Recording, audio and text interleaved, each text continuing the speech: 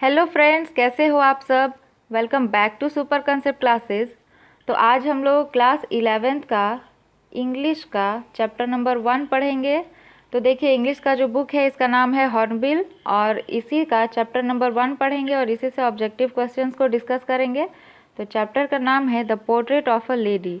ठीक है, लेकिन इससे पहले हम लोग एक ज़रूरी बात कर लेते हैं। देखिए बच्चों, चाहे आर्ट्स के स्टूडेंट हो, चाहे साइंस के स्टूडेंट हो, चाहे कॉमर्स के स्टूडेंट हो, इन तीनों स्ट्रीम के जो बच्चे हैं इनका इंग्लिश का जो सब्जेक्ट या बुक होता है वो सेम रहता है।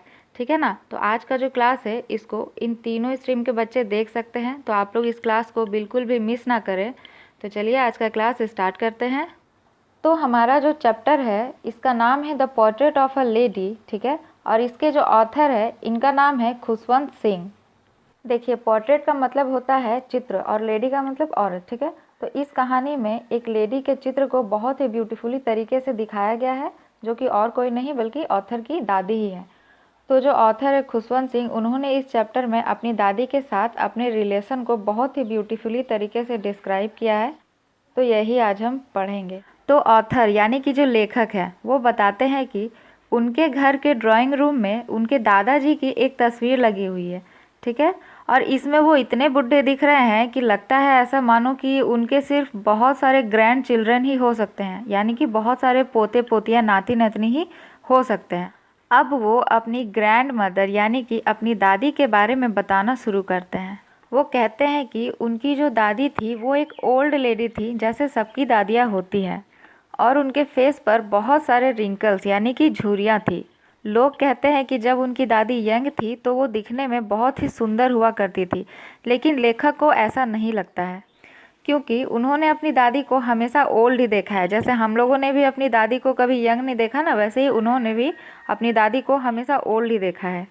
फिर वो बताते हैं कि उनकी जो दादी थी वो थोड़ा सा स्टूप करके यानी कि थोड़ा सा झुक के चलती थी और अपने एक हाथ से अपने एक कमर को सहारा देती थी। वो हमेशा सफ़ेद कपड़े पहनती थी और अपने हाथ में हमेशा एक माला रखती थी।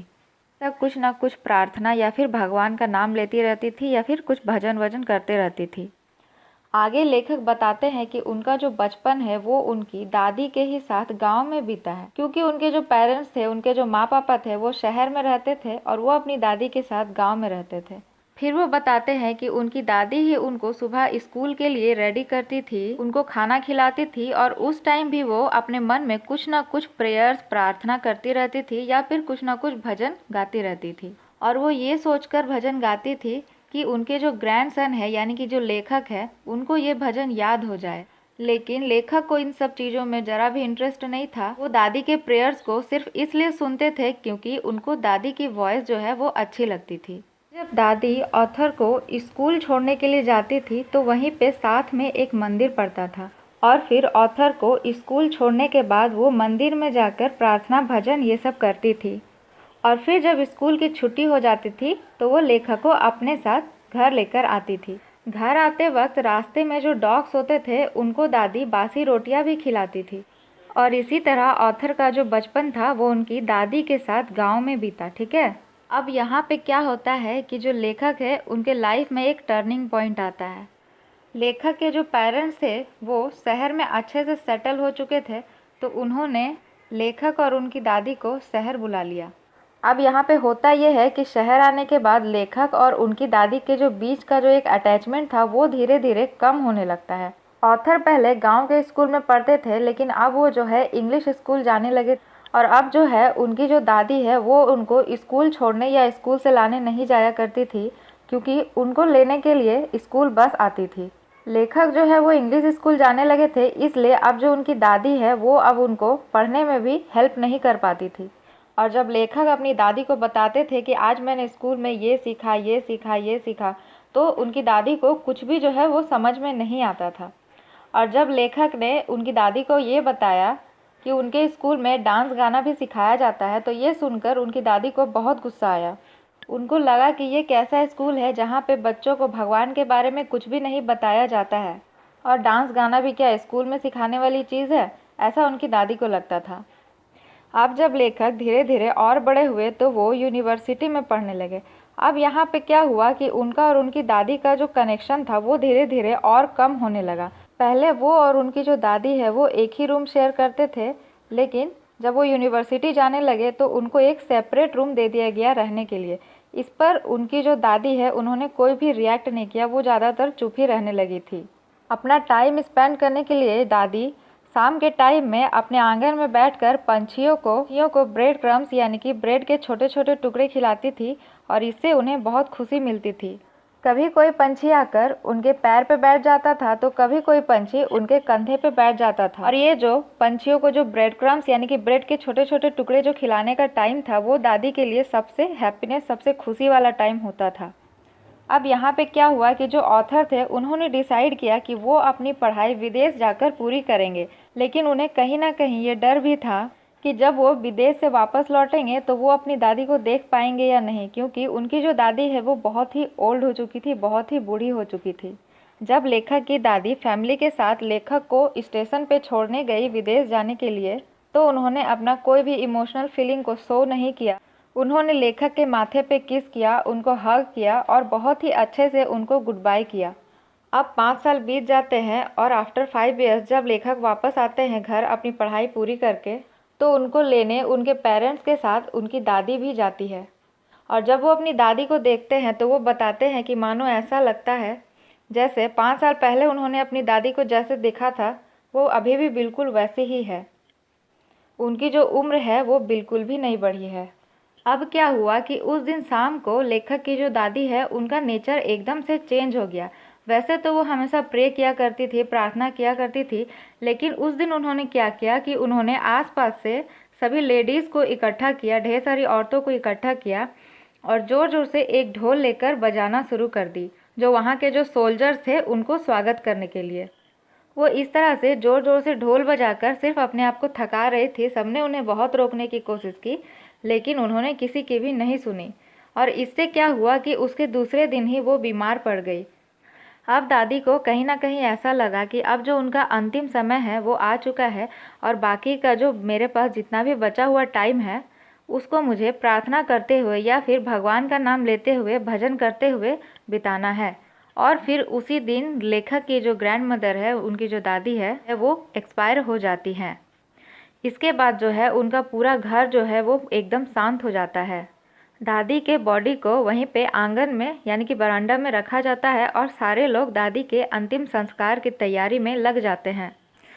अब यहाँ पे होता क्या है कि जब दादी के बॉडी को ले जाया जाता है तो जिस जगह पे बैठकर दादी पंछियों को, चिड़िया को ब्रेड के टुकड़े खिलाया करती थी, उसी जगह पर बहुत सारे पंछी आकर बैठ जाते हैं और वो सब बिल्कुल चुप बैठे थे। और जब ये सब लेखक की माँ यानी कि जो लेखक की मदर है वो देखती है तो वो भी दादी के ही तरह उन पंछियों को ब्रेड के टुकड़े खिलाने की कोशिश करती है। तो वो ब्रेड क्रम्स यानी कि ब्रेड के छोटे छोटे टुकड़े करके उन पंछियों के सामने रख देती है। लेकिन वहाँ पे कुछ देर बैठने के बाद जो जितने भी सारे पंछी थे, चिड़िया थी, वो सारे के सारे वहाँ कुछ देर बैठने के बाद वो सारे के सारे पंछी वहाँ से उड़ जाते हैं, वहाँ से चले जाते हैं और फिर कभी भी नहीं आते। और फिर अगले सुबह वो जो ब्रेड के छोटे छोटे टुकड़े थे वो सारे के सारे आंगन में वैसे ही पड़े के पड़े रहते हैं और सुबह उनको उन्हें साफ़ करना पड़ता है। और यहीं पे जो स्टोरी है वो ख़त्म हो जाती है। तो जो ऑथर है खुशवंत सिंह, उन्होंने इस स्टोरी में अपने दादी के साथ जो अटैचमेंट है, जो रिलेशन है, उनको बहुत ही ब्यूटीफुली तरीके से डिस्क्राइब किया है कि कैसे कैसे विलेज से सिटी आने के बाद उन दोनों में जो अटैचमेंट था वो उसमें धीरे धीरे चेंजेस आता है। तो ये था the portrait of a lady chapter का ब्यूटीफुल एक्सप्लेनेशन। तो अब हम लोग ऑब्जेक्टिव क्वेश्चंस को बनाते हैं। चलिए, तो हमारा पहला क्वेश्चन है question number 1, the story the portrait of a lady is written by, यानी कि जो स्टोरी है the portrait of a lady, इस स्टोरी को किसने लिखा है। हमारे पास 4 ऑप्शन है। पहला है खुशवंत सिंह, दूसरा है AR विलियम्स, तीसरा है वॉल्ट विटमैन या फिर चौथा है टेड ह्यूज। तो देखिए, तो ये बहुत ही सिंपल है। हम सभी जानते हैं कि the portrait of a lady जो स्टोरी है इसको खुशवंत सिंह ने लिखा है और इस स्टोरी में उन्होंने अपनी दादी के बारे में बहुत ही ब्यूटीफुली तरीके से डिस्क्राइब भी किया है। तो इसका आंसर हो जाएगा option number 1, Khushwant Singh. Next देखते हैं।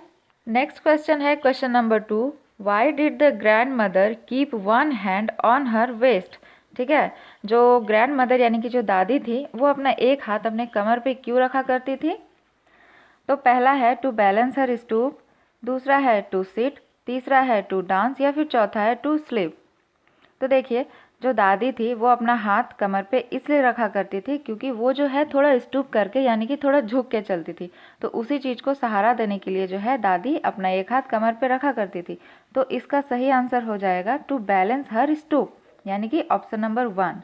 आगे देखते हैं। नेक्स्ट क्वेश्चन है where did the author spend his childhood, यानी कि जो ऑथर है उन्होंने अपना चाइल्डहुड जो अपना बचपन है वो कहाँ बिताया था।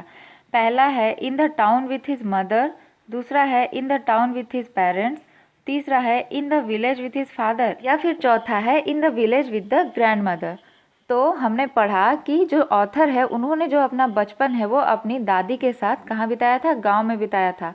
तो इसका आंसर हो जाएगा in the village with the grandmother, यानी कि ऑप्शन नंबर 4। नेक्स्ट पे चलते हैं। क्वेश्चन नंबर 4 है who is the main character of the chapter the portrait of a lady, यानी कि जो चैप्टर है the portrait of a lady, इस चैप्टर का जो मेन कैरेक्टर है वो कौन है। तो नो एनी डाउट हम सभी जानते हैं कि the portrait of a lady chapter में लेखक ने अपनी ग्रैंड मदर यानी कि अपनी दादी के बारे में बताया है। तो इसका आंसर हो जाएगा ग्रैंड मदर, यानी कि option number 3।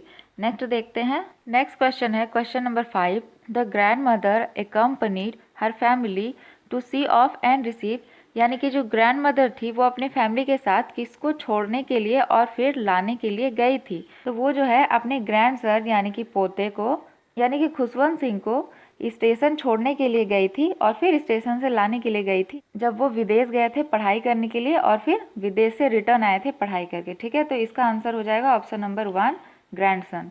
Next question number 6 है the grand mother always carried with her, यानी कि जो ग्रैंड मदर थी वो अपने साथ हमेशा क्या रखा करती थी। पहला है रोजरी, दूसरा है नाइफ, तीसरा है मिरर या फिर चौथा है वैनिटी बैग। तो जैसा कि हमने पढ़ा जो ग्रैंड मदर थी वो बहुत ही रिलीजियस यानी कि बहुत ही धार्मिक टाइप की थी, तो वो जो है अपने साथ हमेशा एक माला यानी कि एक रोजरी कैरी किया करती थी। ठीक है, और उसी से वो हमेशा प्रार्थना या फिर भजन कीर्तन किया करती थी। तो इसका आंसर हो जाएगा ऑप्शन नंबर 1। नेक्स्ट पे चलते हैं। क्वेश्चन नंबर 7 है the grandmother and the author were good, यानी कि जो ग्रैंड मदर है और जो ऑथर है वो दोनों जो है एक दूसरे के साथ कैसे थे, मतलब फ्रेंड्स जैसे थे, नेबर्स थे या रिफॉर्मर्स थे या फिर कॉलीग्स जैसे थे। तो देखिए ग्रैंड मदर और ऑथर का जो रिलेशन था वो आपस में एक फ्रेंड के जैसा था, मतलब फ्रेंड्स के जैसा था। तो इसका आंसर हो जाएगा ऑप्शन नंबर 1 फ्रेंड्स, यानी कि ग्रैंड मदर और ऑथर जो है वो दोनों फ्रेंड्स के जैसे थे। नेक्स्ट क्वेश्चन है question number 8 the turning point of authors friendship with the grand mother was, यानी कि जो ऑथर थे और उनकी जो ग्रैंड मदर थी इन दोनों के जो बीच का जो रिलेशन था, जो फ्रेंडशिप था, उसमें टर्निंग पॉइंट कब आता है। तो जब उनके जो पेरेंट्स है वो शहर में अच्छे से सेटल हो जाते हैं और उनको भी अपने साथ बुला लेते हैं, तो वही उनकी लाइफ का टर्निंग पॉइंट था। तो इसका आंसर हो जाएगा option number 1 the settlement of their parents in the city, यानी कि ऑप्शन नंबर 1। नेक्स्ट देखते हैं। क्वेश्चन नंबर 9 है the author's grand mother was unhappy with city education because, तो वो जो है ऑथर की जो ग्रैंड मदर थी वो सिटी के जो एजुकेशन है उससे अपसेट क्यों थी, यानी कि अनहैप्पी क्यों थी। पहला है she was a gentle lady, दूसरा है she was conservative and religious, तीसरा है she was not a good lady या फिर चौथा है she does not have faith in education. तो देखिए ऑथर की जो ग्रैंड मदर थी वो जो है बहुत ही रिलीजियस टाइप की थी, यानी कि बहुत ही धार्मिक थी वो, तो इसीलिए उनको जो है सिटी का एजुकेशन पसंद नहीं था, क्योंकि उनको लगता था, ऐसा उनका मानना था कि सिटी के एजुकेशन में जो है भगवान के बारे में कुछ भी नहीं बताया जाता है, तो ये कैसा एजुकेशन है। तो इसका आंसर हो जाएगा she was conservative and religious, यानी कि वो पुराने ख्यालों वाली थी और बहुत ही धार्मिक थी। ठीक है, तो इसका आंसर हो जाएगा option number 2। Question number 10 how did the sparrows react after grand mother death. ठीक है, यानी कि जब ग्रैंड मदर का डेथ हो जाता है तो फिर उसके बाद जो स्पैरोज थे, जो पंछी थे, वो लोग क्या करते हैं। तो जिस जगह पे दादी उनको ब्रेड क्रम्स खिलाया करती थी, ब्रेड के छोटे छोटे टुकड़े खिलाया करती थी, उसी जगह पे आंगन में वो लोग चुपचाप से आकर इधर उधर बैठ जाते हैं, एकदम चुपचाप से आकर बैठ जाते हैं। तो इसका आंसर हो जाएगा set scattered on the floor, यानी कि ऑप्शन नंबर 3 इसका आंसर हो जाएगा। क्वेश्चन नंबर 11 है grandmother has been portrayed as a very dash lady. ठीक है, यानी कि यहाँ पूछ रहा है कि ग्रैंड मदर को मतलब किस टाइप का दिखाया गया है, उनका जो कैरेक्टर है उसको कैसा दिखाया गया है। ठीक है, तो ग्रैंड मदर को हम सभी जानते हैं कि उनको बहुत ही धार्मिक दिखाया गया है, वो हमेशा भगवान का नाम लेती रहती थी। तो इसका आंसर हो जाएगा रिलीजियस। ठीक है, यानी कि ऑप्शन नंबर 1, उनको जो है बहुत ही ज़्यादा रिलीजियस दिखाया गया है। क्वेश्चन नंबर 12 है, what did the sparrows do when the dead body of the grand mother was carried of. यानी कि जब ग्रैंड मदर के बॉडी को ले जाया जाता है तो जो स्पैरोज यानी कि जो चिड़िया थे, जो पंछी थे, वो लोग क्या करते हैं, तो वो लोग क्या करते हैं कि वो लोग वहाँ से चुपचाप से धीरे से उड़ जाते हैं। ठीक है, तो इसका आंसर हो जाएगा दे फ्लीव अवे क्वाइटली, यानी कि ऑप्शन नंबर 3 जो है इसका आंसर होगा। Question number 13, the grand mother believed that the education should be, यानी कि जो ग्रैंड मदर है उनके हिसाब से जो एजुकेशन है, जो शिक्षा है, वो कैसा होना चाहिए। तो वो हमेशा से उनका मानना था कि जो शिक्षा है, जो एजुकेशन है, वो धार्मिक होना चाहिए था, यानी कि रिलीजन बेस्ड होना चाहिए था। तो इसका आंसर हो जाएगा ऑप्शन नंबर 1 रिलीजन बेस्ड। ठीक है, क्वेश्चन नंबर 14 है, who did appear like winter landscape in the mountains. यानी कि पहाड़ों में जो सर्दियों का जो दृश्य होता है, जो बहुत ही पीसफुल नज़ारा होता है, उस तरह से कहानी में किसे दिखाया गया है। तो हम सभी जानते हैं कि ऑथर की जो ग्रैंड मदर है उनके बारे में ही ऐसा दिखाया गया है। तो इसका आंसर हो जाएगा ऑप्शन नंबर 1, यानी कि नरेटर्स ग्रैंड मदर। नेक्स्ट देखते हैं, क्वेश्चन नंबर 15 है, narrator's grandmother had been old and wrinkled for 10 years, या फिर फॉर 15 ईयर्स, या फिर फॉर 25 ईयर्स, या फिर फॉर 20 ईयर्स। तो चैप्टर में बताया गया है कि narrator's grandmother had been old and wrinkled for 20 years. ठीक है, तो इसका आंसर हो जाएगा ऑप्शन नंबर 4 20 ईयर्स। ठीक है, नेक्स्ट देखते हैं, क्वेश्चन नंबर 16 है, what for did the grand mother prepare the author every morning. यानी कि जो ग्रैंड मदर है वो ऑथर को हर सुबह, डेली सुबह किस चीज़ के लिए प्रिपेयर करती थी, किस चीज़ के लिए तैयार करती थी। तो इसका ऑप्शन है, पहला है फॉर कॉलेज, दूसरा है फॉर ऑफिस, तीसरा है फॉर स्कूल और चौथा है नन ऑफ दीज। तो इसका जो आंसर हो जाएगा वो है फॉर स्कूल। जो ग्रैंड मदर है वो ऑथर को हर सुबह स्कूल के लिए रेडी करती थी। तो इसका आंसर हो जाएगा ऑप्शन नंबर 3। नेक्स्ट देखते हैं, क्वेश्चन नंबर 17 है, my grandfather's portrait hung above the mantelpiece in the drawing room seems he was. यानी कि जो ऑथर के जो ग्रैंडफादर थे, जो उनके दादाजी थे, उनका जो पोर्ट्रेट, जो चित्र टंगा हुआ था ड्राइंग रूम में, उससे हमें क्या पता चलता है, यानी कि वो क्या दर्शाता है कि उनके जो दादाजी है वो अब इस दुनिया में नहीं थे, वो जो है उनकी मृत्यु हो चुकी थी। तो इसका आंसर हो जाएगा ऑप्शन नंबर 1 डेड। ठीक है, उनकी मृत्यु हो चुकी थी। आगे देखते हैं, नेक्स्ट क्वेश्चन है, why did author's grandmother go with him to his school. यानी कि ऑथर की जो ग्रैंड मदर है वो उनको उनके साथ स्कूल छोड़ने क्यों जाया करती थी। तो इसका सिंपल सा आंसर है कि स्कूल के साथ ही एक टेम्पल अटैच्ड हुआ करता था और वो उनको स्कूल छोड़ने के बाद जो है उस टेम्पल में जाके प्रार्थना वगैरह किया करती थी। तो इसका आंसर हो जाएगा it was attached with temple. तो इसका आंसर हो जाएगा ऑप्शन नंबर 1। ठीक है, आगे देखते हैं, नेक्स्ट है question number 19, the grand mother controlled her feeling when the author was going. यानी कि ग्रैंड मदर ने अपने इमोशंस को कब जाहिर नहीं किया था, अपने इमोशंस को कंट्रोल कर लिया था, तब जब जो ऑथर है वो विदेश अपनी पढ़ाई को पूरी करने के लिए जा रहे थे। यानी कि इसका आंसर हो जाएगा एब्रोड। एब्रोड यानी कि विदेश। ठीक है, तो इसका आंसर हो जाएगा ऑप्शन नंबर 1। अब हम देखते हैं हमारा लास्ट क्वेश्चन। तो हमारा लास्ट क्वेश्चन है question number 20, who feed little bread crumbs to the sparrows after the death of grandmother. यानी कि ग्रैंड मदर की जब मृत्यु हो जाती है, जब उनका डेथ हो जाता है, तो फिर उनके बाद जो है कौन पंछियों को जो है, चिड़िया को ब्रेड क्रम्स यानी कि ब्रेड के छोटे छोटे टुकड़े खिलाती है। तो वो कौन थी, वो ऑथर की मदर थी। तो इसका आंसर हो जाएगा ऑथर्स मदर, यानी कि ऑप्शन नंबर 3। तो आज का जो हमारा पहला चैप्टर है वो कंप्लीट हो गया है। मिलते हैं नेक्स्ट क्लास।